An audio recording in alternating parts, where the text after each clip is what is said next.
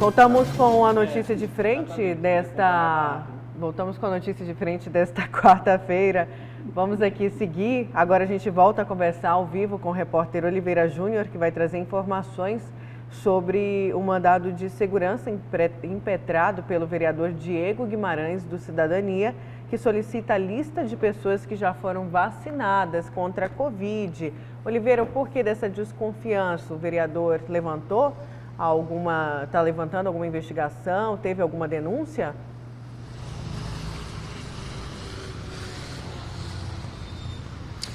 Principalmente, Nayara, pela questão dos boatos de que tem muita gente furando fila, né? Pessoas que não estão no grupo de prioridade, porque há aquele cronograma para seguir que o próprio Ministério da Saúde distribui para todos os municípios do país. Inclusive, há boatos de que pessoas privilegiadas estariam sendo convidadas a tomar a vacina sem entrar na fila, ou seja, sem estar no grupo da faixa etária correspondente, entre outros problemas, né? Por isso, o vereador peticionou há 2 dias e está aguardando, né, a notificação por parte da prefeitura para receber esta lista e confrontar as informações. Estou ao lado do vereador, que tem informações, mais detalhes a respeito desse seu pleito, né? Essas denúncias, lógico, que motivaram o ensejo de obter essa lista. Bom dia. Bom dia. Nós estamos desde o início da vacinação, nós criamos na Câmara Municipal uma comissão temporária de acompanhamento da vacinação e eu também sou membro da Comissão Permanente de Saúde da Câmara Municipal. Desde o início da vacinação tem surgido muitas denúncias sobre os furas-filas, inclusive a Câmara Municipal aprovou uma lei que estabelece multa para quem fura fila. Bom lembrar também que o Congresso Nacional está criando um crime, vai se tornar crime, tipificando a conduta de furar fila na vacinação para o coronavírus. Agora, de que adianta criar lei para multar, criar lei para tipificar a conduta se nós não sabemos quem vai furar fila? A prefeitura se nega a nos fornecer a lista e nós não estamos querendo a lista para divulgar. A lista não é para se tornar pública, nós queremos jamais vazar os dados das pessoas que foram vacinadas. Agora, a Câmara Municipal, enquanto órgão de controle para poder exercer essa fiscalização, se o Plano Nacional de Vacinação, de Imunização, está sendo cumprido, eu preciso ter acesso à lista para confrontar essa informação com os dados do CRM, do Conselho Regional de Enfermagem, entre outros órgãos, para saber se aquela pessoa que foi vacinada, por exemplo, como um grupo profissional que está na linha de frente do coronavírus, se ela realmente é desse grupo. Não é só a questão da lista, né? Mas também para ter o controle da quantidade de doses se estão sendo aplicadas como definido pelo Ministério, né, Beira? Correto. Nós temos as informações que em Cuiabá já chegaram aproximadamente 74 mil doses. Já foram imunizadas aproximadamente 51 mil pessoas. Agora, como eu posso confrontar quem são essas 51 mil pessoas e saber essas 23 mil doses aproximadamente que já chegaram a Cuiabá e ainda não foram imunizadas pessoas, onde elas estão, como estão armazenadas, se são uma segunda dose de alguma das pessoas que já foram imunizadas numa primeira vacinação. Tudo isso nós precisamos saber para que nós possamos desempenhar nosso trabalho. Sou pena da Câmara ficar de mão atada e nós vamos cobrar pela população. Como a Prefeitura não nos forneceu, peticionei no mandado de segurança, pedindo ao Poder Judiciário que faça com que a Prefeitura obrigue a Prefeitura a nos fornecer essa informação. E nós vamos até as últimas instâncias.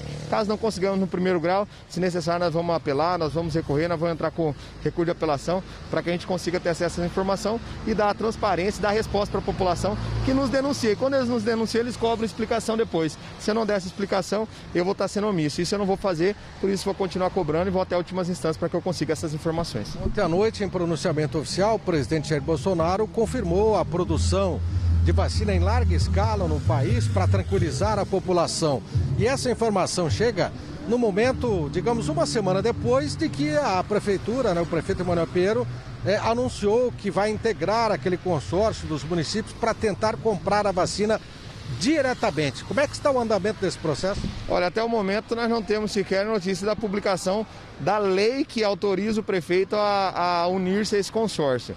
Vejo esse consórcio com uma boa iniciativa, votei favorável, mas com muita preocupação, porque ali ficou estabelecido que o prefeito vai poder alocar até 35 milhões de recursos de Cuiabá na compra de vacina. Já que o governo federal está garantindo, de acordo com o pronunciamento do nosso presidente Jair Bolsonaro, garantindo a vacina até o final do ano, penso que esse dinheiro todo de Cuiabá poderia ser melhor empregado no fortalecimento da rede pública municipal de saúde, para que possa atender as pessoas que estão sendo vacinadas, que não foram vacinadas, que eventualmente estão contaminadas e que precisam de uma UTI, de um leito de enfermaria, de um remédio, do protocolo precoce, para que possa o quanto antes a gente frear essa disseminação e também as mortes que infelizmente estão acontecendo no nosso município. Para encerrarmos, vereador, como é que o senhor recebeu essa votação da Assembleia ontem contra, né, a proposta do governo aí desse feriadão de 10 dias?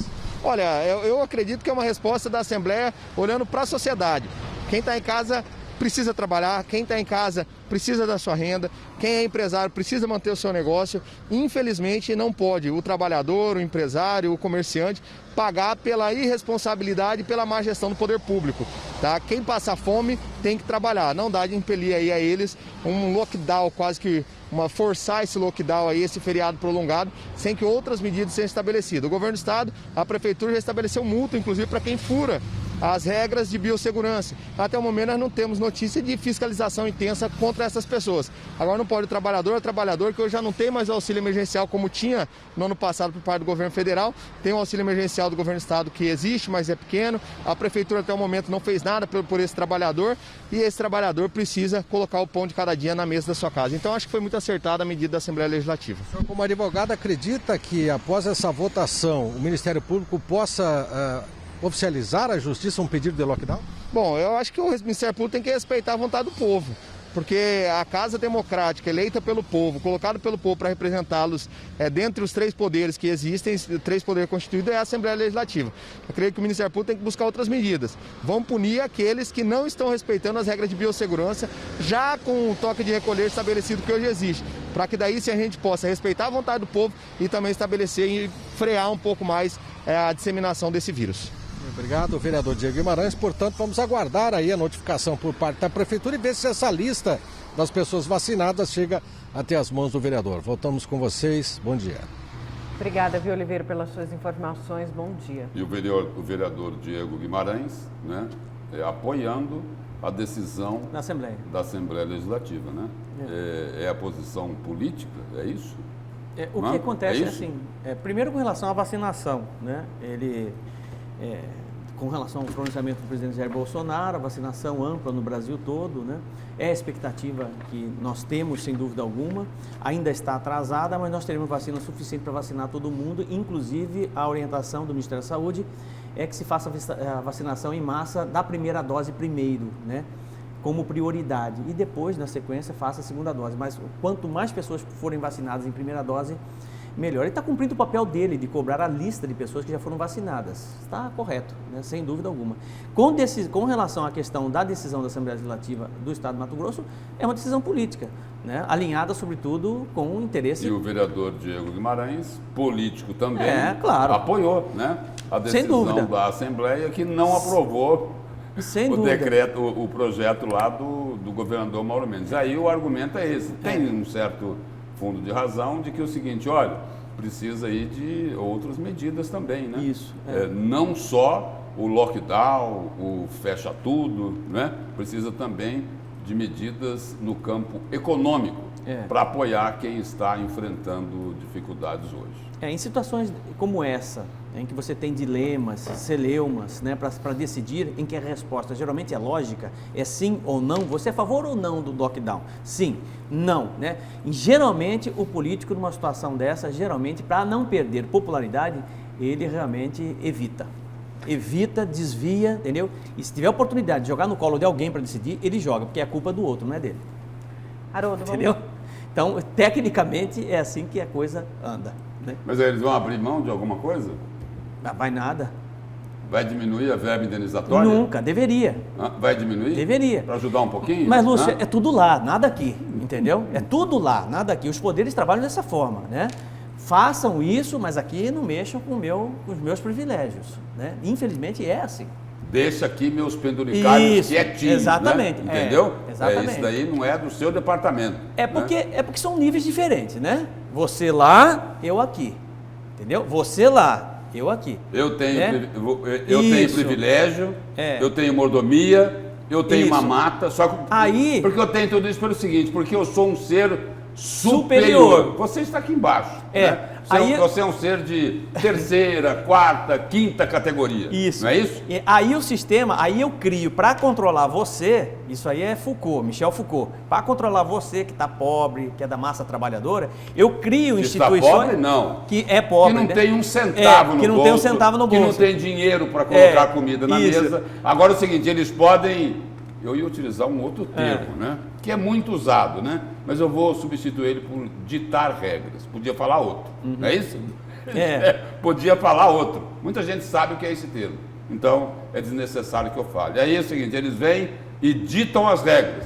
Mas é o seguinte, no bolso deles não pode mexer. Exatamente. Não é senhores que ganham 80, 90, 100, 110 mil reais por mês e que no final do ano recebem 290, 280, 320 mil reais numa pancada só.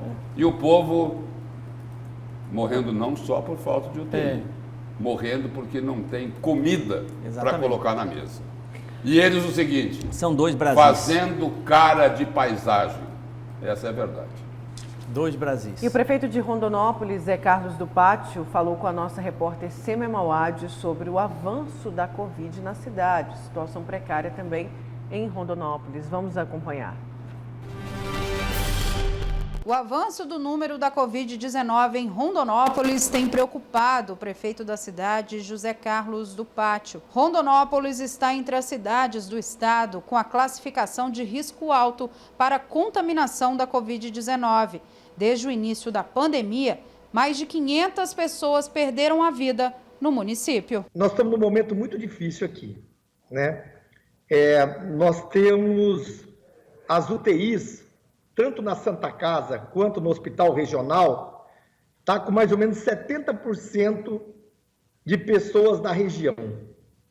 Só 30% são de Rondonópolis.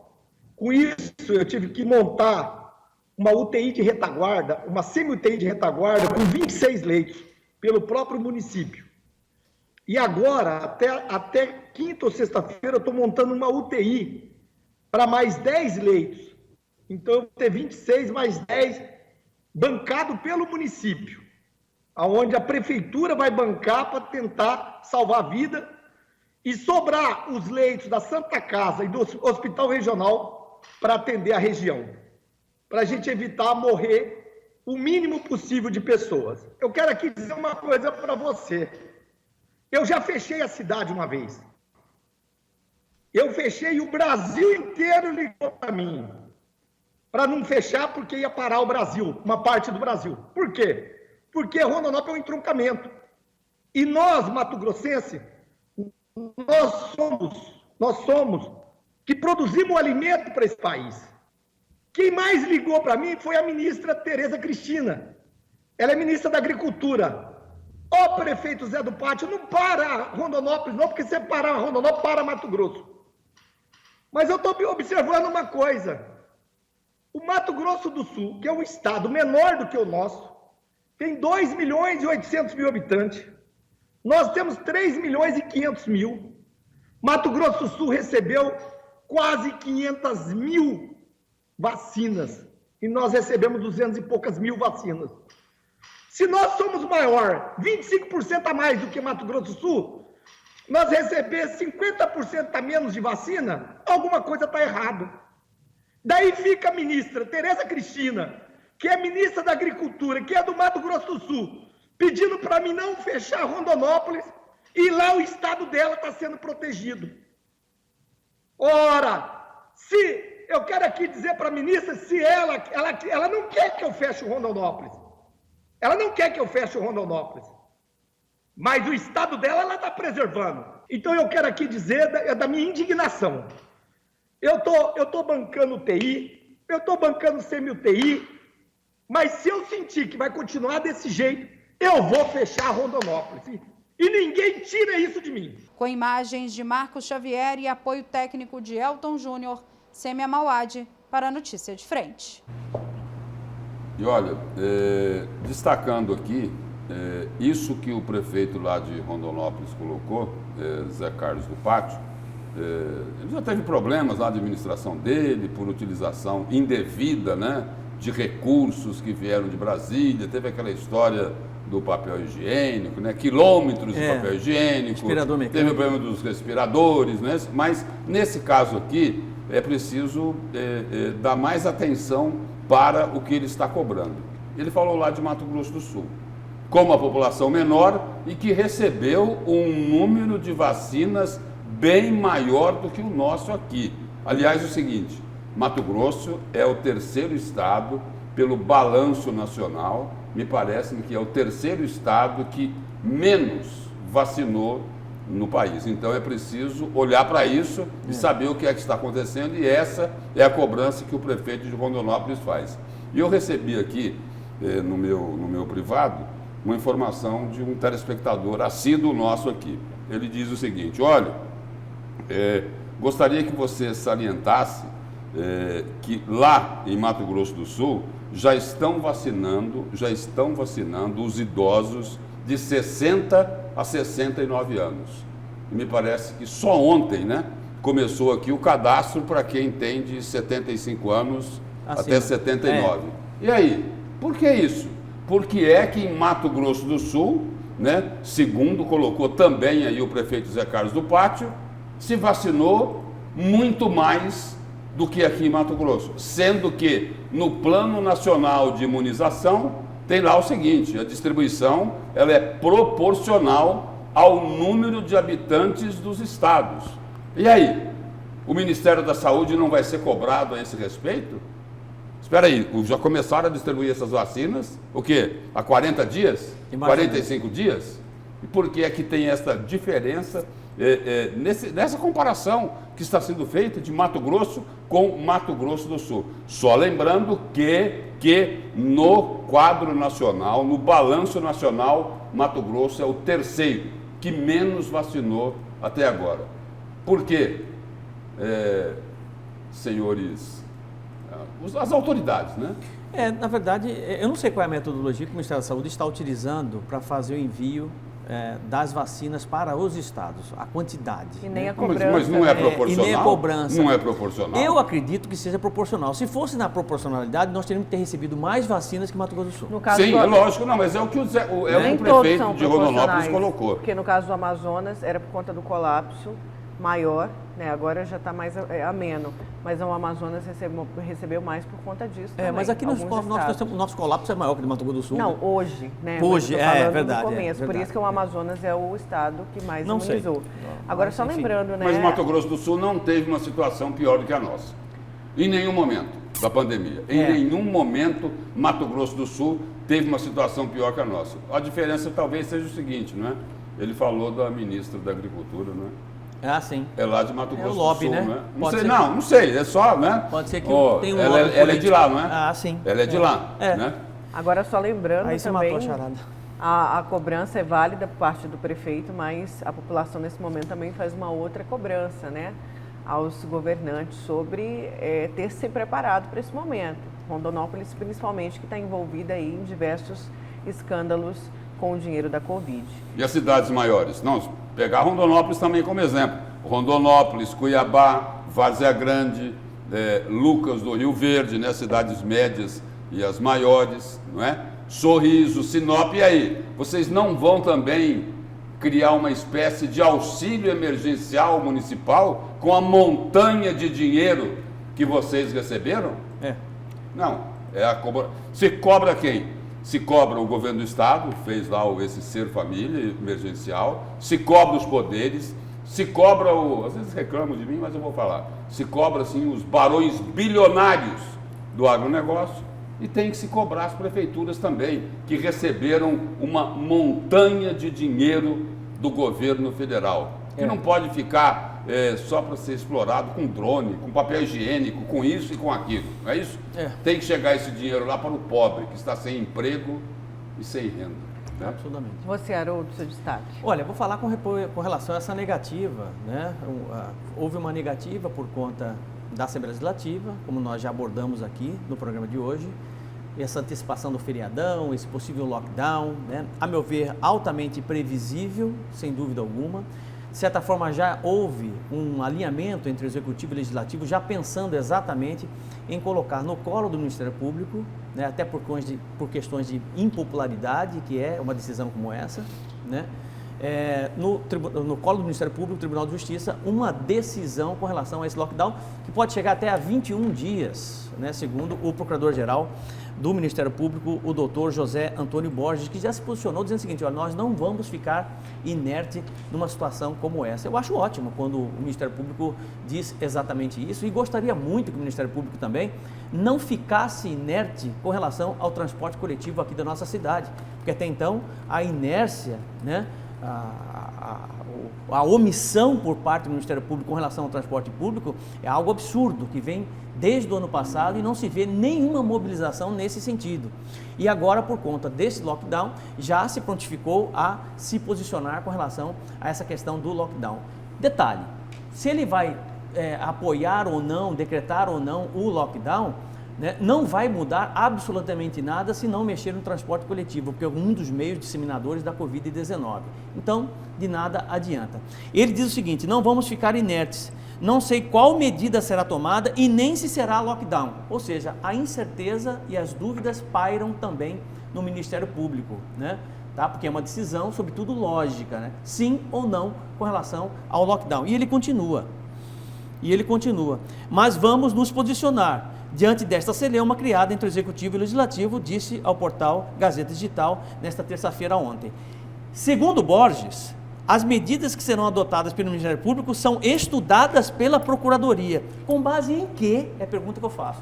Com base em quê, né, a Procuradoria, o Ministério Público vai tomar essa decisão de lockdown, considerando que isso é uma decisão de ciência, uma decisão de médico, né? Se ele tomar como referência todo o cenário que nós nos encontramos hoje, ele tem fatores suficientes para decretar lockdown, mas vai decretar lockdown sem apoio econômico, sem suporte econômico para as famílias, sem suporte econômico para as pessoas, para as empresas, para o pequeno produtor, para o pequeno comerciante. Como é que vai fazer numa situação como essa? Façamos o seguinte, tiremos os salários de todos os procuradores e todos os promotores. Vocês não vão receber salário nenhum, não vão receber privilégio nenhum, auxílio nenhum. Aí vocês decidam com relação ao lockdown, com relação à quarentena, com relação, eu acho que muda completamente a leitura. Porque você decidir a vida do pequeno comerciante, a vida do feirante lá do porto, que vive daquilo que ele vende de dia para comer à noite, né? Tendo salários altíssimos nas contas, né? Garantido todo final do mês, fica muito fácil. É muito fácil essa situação. Então eu não sei com base em quê, qual é o diferencial, com base, o que tem de novo, justamente para o Ministério, pro Ministério Público decidir com relação a essa questão do lockdown, né? O problema não está aí, o problema não está na questão do lockdown, o problema está nas aglomerações. O Ministério Público tem que agir, sobretudo, não é na decisão se vai fazer lockdown ou não, mas agir de forma mais incisiva na fiscalização, cobrando o governo do estado, cobrando a prefeitura, barreira sanitária, para que realmente a coisa não aconteça. Coibindo as festas clandestinas, onde você tem exatamente a proliferação do vírus, né? Pressionando as empresas de ônibus para que elas possam colocar 100% da frota nas ruas, ajudando sobretudo o poder público nesse sentido, e não decidir com base em quê, você não tem nem premissa para isso, nem cabal, nem estudo, não vai mudar absolutamente nada. Então está existindo uma inversão no processo, a meu ver, né, que não vai levar a lugar nenhum. Você está entendendo? Quer dizer, então essa é a minha preocupação. E pior de tudo é o seguinte, né, como é que o Ministério Público vai se posicionar? Ele falou que vai se posicionar hoje, né, considerando que boa parte da sociedade, a grande maioria da sociedade não suporta, nem tem mais estrutura psicológica para ficar em casa. Como é que ele vai decidir isso? Essa é a pergunta que fica no ar. Vamos aguardar o posicionamento aí do Ministério Público com relação a essa questão do lockdown, que não é uma decisão fácil, não foi para o Executivo, não foi para o Legislativo e não será também fácil para o Ministério Público e o Tribunal de Justiça. E é preciso saber o seguinte, e aí, nessa decisão do Ministério Público, do Poder Judiciário, eles vão também exigir medidas de caráter econômico para proteger os vulneráveis, os miseráveis, os excluídos, os invisíveis. Eles vão exigir isso? É isso que precisa fazer. Não, eles vão exigir isso do poder constituído? Vão exigir isso do governo do Estado? Vão exigir que a Assembleia também pressione o Poder Executivo? E aí, os poderes e instituições, diante desse momento, preocupados com a questão econômica, eu vou repetir, eles vão abrir mão de alguma coisa? Ou vão fazer como você colocou aí? Ficam lá, no trabalho à distância, em home office, com o dinheiro caindo na conta, e bastante dinheiro, né? Porque eles ganham bem e muito bem, não é isso? E aí vão decidir sobre a vida de quem está passando fome? Não vão exigir o seguinte: olha, fecha tudo, entendeu? Vai prender, vai arrebentar, vai triplicar a multa. E aí? Vocês não vão exigir nada no aspecto econômico para socorrer, para amparar quem está morrendo de fome? É isso que precisa ser pensado nesse momento. Olha, os deputados, a Assembleia não fizeram o que deveriam fazer, então nós vamos decidir. Mas e aí? E aí? Quem já está passando fome vai continuar passando fome? E o resto no home office, nas suas mansões maravilhosas, né? Nas suas chácaras de recreio, não é isso? Porque você dá nos lockdown, seus resorts, é isso? É desse jeito que vão decidir? É desse jeito que vão decidir? Nas suas casas de campo? É assim? E o povo morrendo de fome? Exatamente. Deixei aqui para a participação do telespectador. Bom dia, o MPE vai tomar decisão em relação ao lockdown? Será que tem capacidade para isso? Só pensam neles, celulares de última geração e vale Covid. Estamos ferrados. Me admira, bom dia, o critério de distribuição da vacina não é só em número de habitantes, e sim também em número de profissionais da saúde e número de idosos. Me admira um prefeito não ter esse tipo de informação. Para mim, ele está despreparado, diz aí o nosso telespectador a respeito de Rondonópolis. A decisão da Assembleia de votar contra as medidas do feriado e dizer que tem que endurecer as punições contra quem promove aglomeração. Pergunta aos deputados. E a respeito dos usuários do transporte coletivo, né? Esses deputados foram eleitos com ajuda financeira de empresários e agora tem o rabo preso, diz o Sebastião do Alvorada. Muita gente aqui participando sobre esse assunto. Sim, alguns estados já decretaram, inclusive, lockdown. Se não me engano, no Rio de Janeiro, né, Lúcio? O Rio já decretou lockdown, né? O Rio decretou. O Rio de Janeiro... o Rio decretou... Quarentena? A Assembleia Legislativa do Rio aprovou o feriadão. O feriadão, Isso seria mais ou menos... nos mesmos moldes de um lockdown. Do que era proposto aqui. Exatamente, né? E você já tem aí... eu não tenho dúvida por conta exatamente da dificuldade que boa parte da população está passando por conta dessa questão da pandemia, né? Da impossibilidade de trabalhar, de levar recursos para dentro de casa. Se o Ministério Público decidir hoje por uma questão de fechamento absoluto e lockdown horizontal, em que você tem um fechamento absoluto, inclusive ele disse que pode ser que aconteça isso por 20 até 21 dias, nós teremos saques. Pois é, lembrando que até agora não se teve a discussão que a gente tanto traz aqui também, sobre os impostos em alguns produtos, carne, leite, imposto da energia elétrica, né? Estamos esperando aí, IPTU que já chegou, estamos esperando posição das autoridades a respeito desses impostos que a população não está tendo condições de pagar. E só complementar aqui, de novo alertado aqui pelo telespectador, eu coloquei aqui o seguinte, que Mato Grosso é o terceiro pior no índice de vacinação. Não é o terceiro? É o quarto? Nem o quarto. É o quê? Eu estou fazendo aqui o levantamento. Não, eu vi esse balanço ontem à noite. No balanço que eu vi ontem à noite, né?